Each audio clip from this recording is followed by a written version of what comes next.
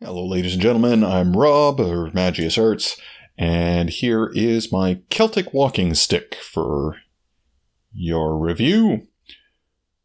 So this was carved from a single pine dowel, which I then dyed a little bit darker with a coffee stain, and then finished with a wax polish. So this is an embedded spiral, spiraling up the lower section of the stick with my insignia on one side of that indent, where it switches over from spiral up to a Celtic weave, where at the top it comes to a point and winds back down the walking stick.